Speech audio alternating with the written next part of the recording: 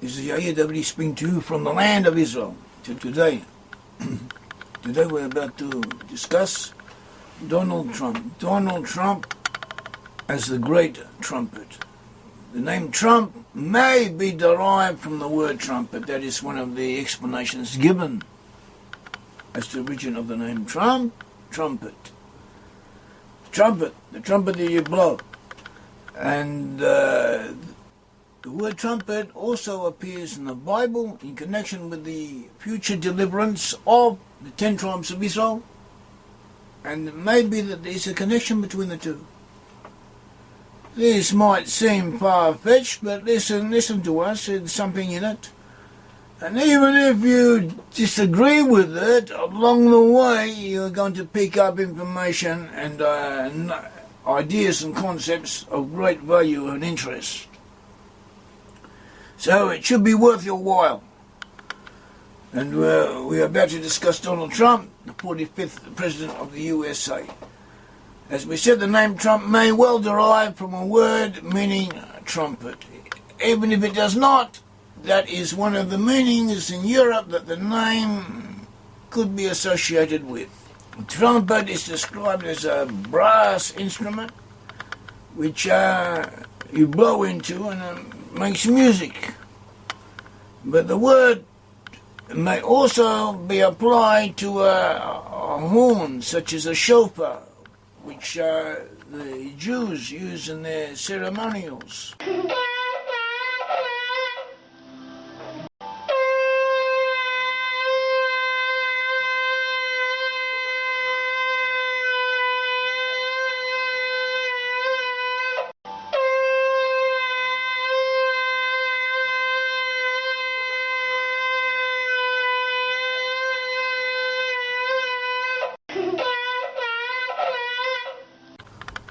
And the word shofar appears several times in the Bible and in the King James Version and all the early English translations.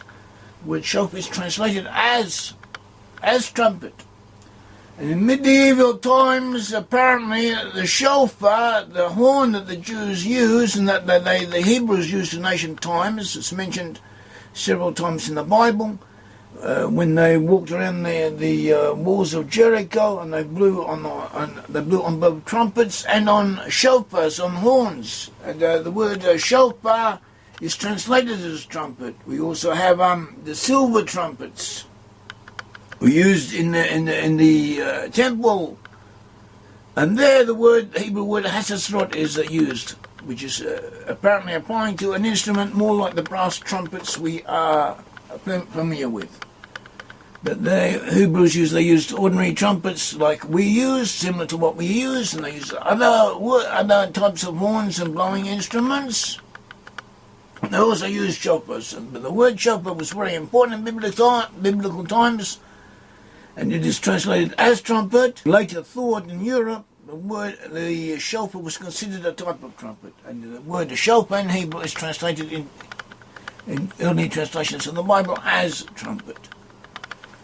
So this connects us with the term Trump as a family name being derived from the word trumpet. We had the shofar. Shofar was used to announce the beginning of holidays, the Jubilee year, the first day of the 7th month, that is Rosh Hashanah, the Hebrew New Year's Day. Also, it was used at the end of Yom Kippur, in the Jubilee time, to announce the freeing of the slaves.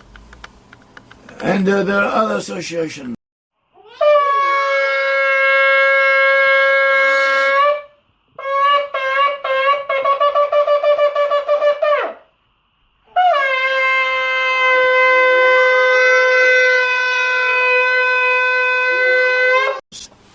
The word shofar in the Hebrew Bible, where it appears in the Hebrew Bible, where it is translated as trumpet, is connected with a future process of redemption of the 10 tribes of Israel and also of the whole world.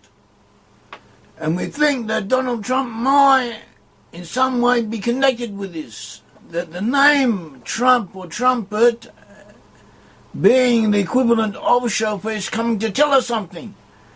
So before we get too far, before we go on and give the impression that we are over-enthusiastic receivers of Donald Trump, that we are fans of his, that we see no fault in him, as if to say we are attributing to him virtues and abilities that he does not have, and that he may well disappoint us, and for all we know, he may not turn out as well as people think he will, even though we too are optimistic on this point, but you never know.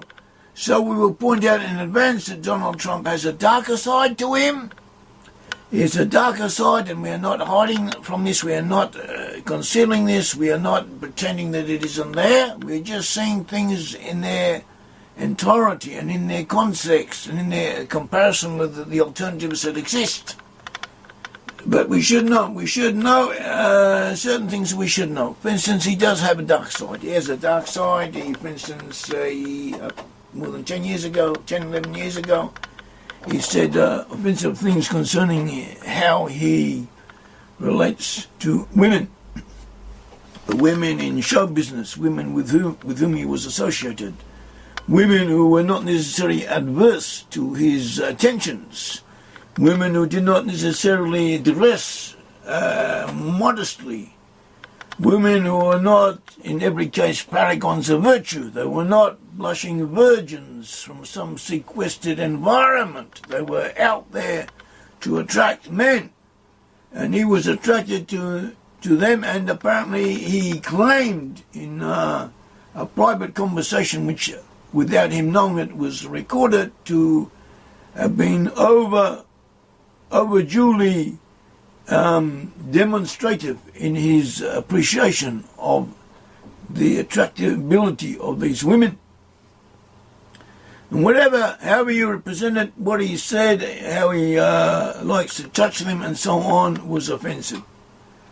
And this apparently relates to his some of his characteristics and his behavior at the time. It was not a good thing. It's not something that we support, not something that we agree with.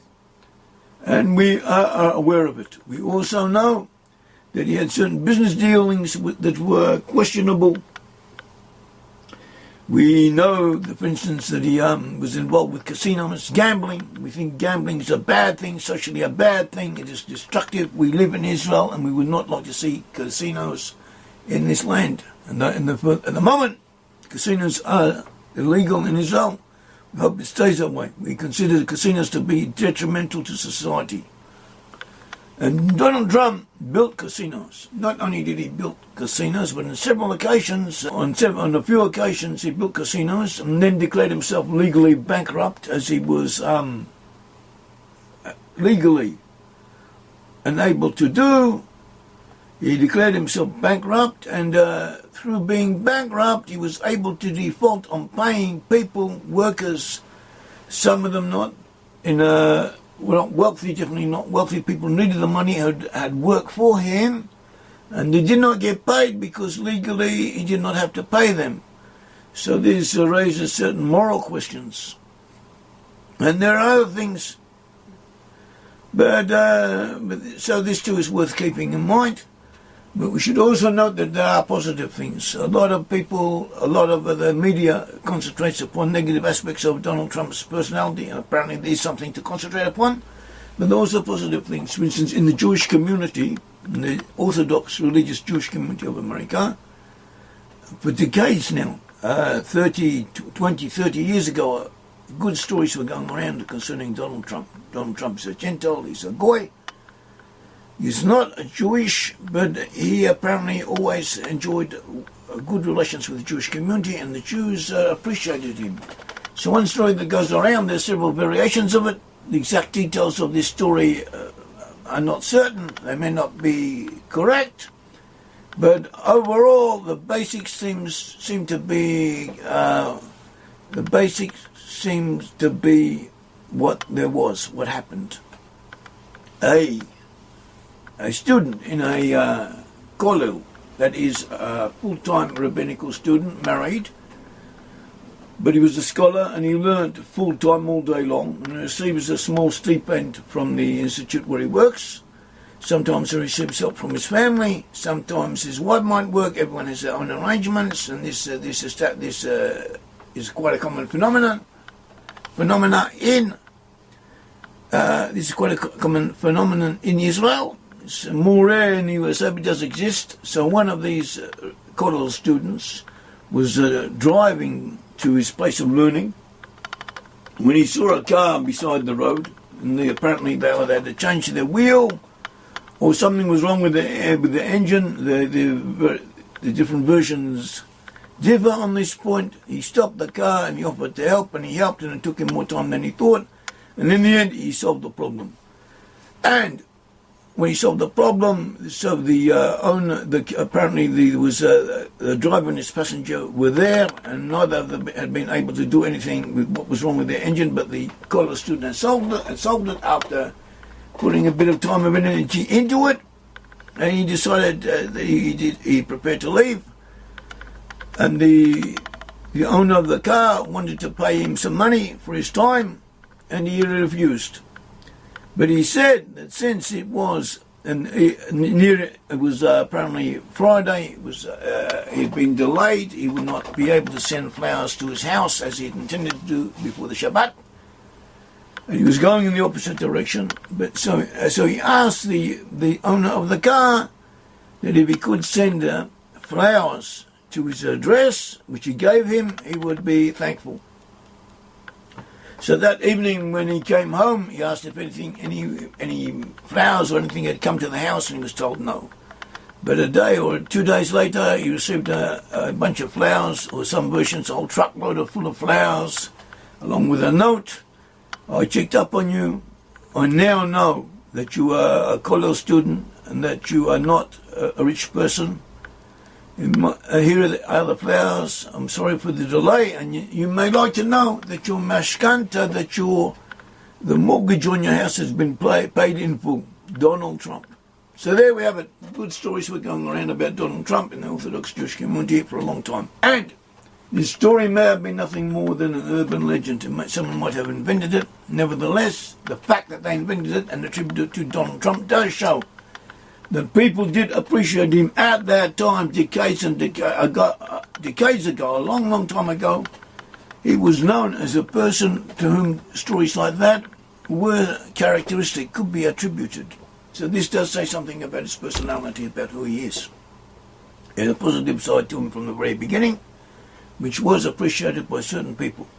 Donald Trump is the 45th president of the USA. The USA is a country which has received immigrants from all over the world. Everyone has come to America from every place, and there's a great big melting pot. The original settlers of the USA were from Britain, and also from Western Europe, but later they came from all over Europe, then they came from all over the world. And we have shown that from biblical indications that the inhabitants of the USA, to a significant degree, are descended from the lost 10 tribes of Israel. That we had originally 12 tribes of Israel. There's in 2 different sections. The northern section was taken away into captivity by Assyria. Also some went down into Egypt, but at all events they were captive, and the whole country was depopulated. All of the people were taken out, and in their places of exile they lost consciousness of their ancestry. But the Bible tells us where they would go and what would happen to them, and according to biblical indications that somehow or other they converged in Western Europe, in the British Isles, and also in North America. And those who are in North America may be from the Israelites who were in Britain, in Western Europe, or they may have been from other Israelites who may have gone elsewhere, but somehow or other they all came back. They all reconverged in the USA. And the population of the USA, we're not saying all of them, but a significant number, a significant proportion. What exact proportion we don't know, but a biblically significant, a biblically important section of the population are descended from Israelites, and they are dominated by the tribes of Joseph, Ephraim, and Manasseh, and especially by Manasseh, was given aspects of his personality, of his character, of his national characteristics to the USA. And Why do we not know this? We know this. How do we know this? We know this from hundreds of biblical proofs and different points of evidence, also secular evidence. Some of the proofs include the fact that the very name America, the USA, is known popularly as America. America is in colloquial usage, is another name for the USA. The name America derived from Americo Vespucci. Americo Vespucci derived his name from a permutation, a Latinized version of the Hebrew word mechir, ha-mechiri, meaning originally the descendants of Mechir. Mechir was the firstborn son of Manasseh. Ha-mechiri, meaning the descendants of Mechir, became a diminutive, singular kind of nickname for someone named Mechir. This person, Ha-mechiri, as he was known, had his name written as Americo, because in the medieval times, that was in medieval Latin, it was that was how they wrote it. That was how the changes they made to it. And from this name, Americo Vespucci was renamed, was called, and he gave his name to America. So indirectly, America is named after Ha-mechir. Also, the name Yank is a name that overseas is applied to all Americans, and Yank is short for Yaakov, Jacob, similar to Jack. And so the Americans are nicknamed after Jacob. They also have the name G.I. Joes after Joseph. The G.I. Joes was a name applied to American soldiers. And also we have the Great Seal of the USA, which depicts a pyramid. A pyramid is a picture of Egypt, and the pyramid, a picture of Egypt, or recalling Egypt, was on this seal, was on the banner of the tribes of Joseph, Ephraim and Manasseh when they were together. The very name Manasseh means responsible representation, and this is the tribe that was dominant in the USA, and the USA fulfills all of the characteristics the Bible says the lost tribes will have in the end times. They are a great nation, they are the most powerful nation on the earth, the wealthiest nation on the earth, the nation that rules the seas, the nation that uplifts all the peoples of the earth, and more than 120 different biblical proofs, all of which pertain both to the UK and to the USA. And they are two aspects of the tribes of Joseph, Ephraim and Manasseh, and they're also connected to the lost tribes in their entirety. The lost tribes also include portions of Western Europe. Once again, I'm not saying that everyone in these areas is descended from Israel. We are saying that is where the Israelites are in a concrete, recognizable, coherent form. Donald Trump is the president of this Israelite entity. And this Israelite entity has lost consciousness of who it was. It is lost. It is in danger. So in danger of not fulfilling its role and not doing the will of God Almighty, and therefore being punished. And there's enemies all over the earth. And in order to escape from punishment, it needs to reform itself. It needs to get back on track. And perhaps through Trump, this is what it's come to do. Perhaps Trump is bringing them, it will be the instrument of divine providence to bring about the redemption of the Israelites in the USA.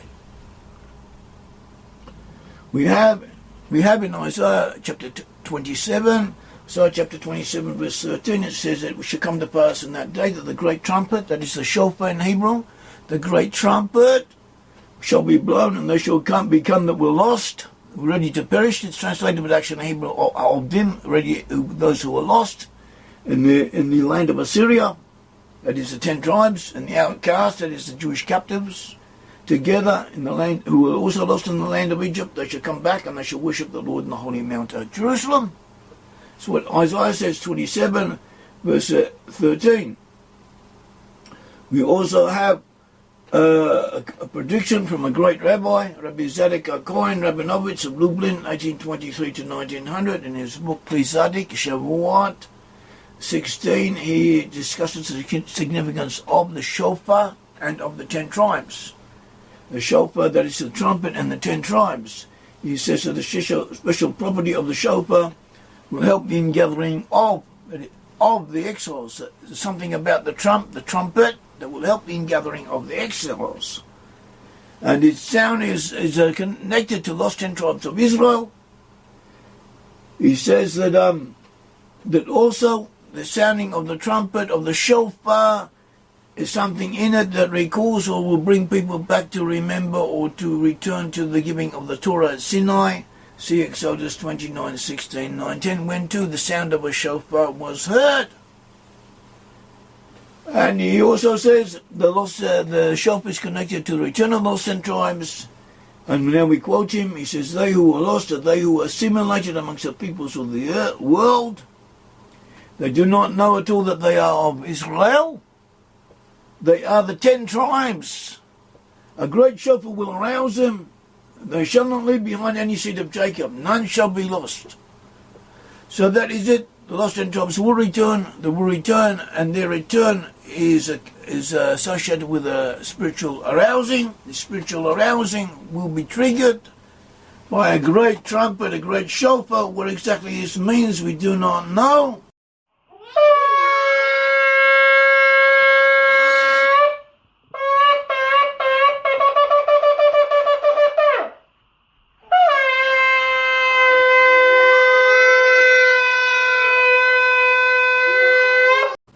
But it will happen, and perhaps the name Trump is associated with this process. It's worth keeping in mind. May the Lord God of Israel bless you. Thank you.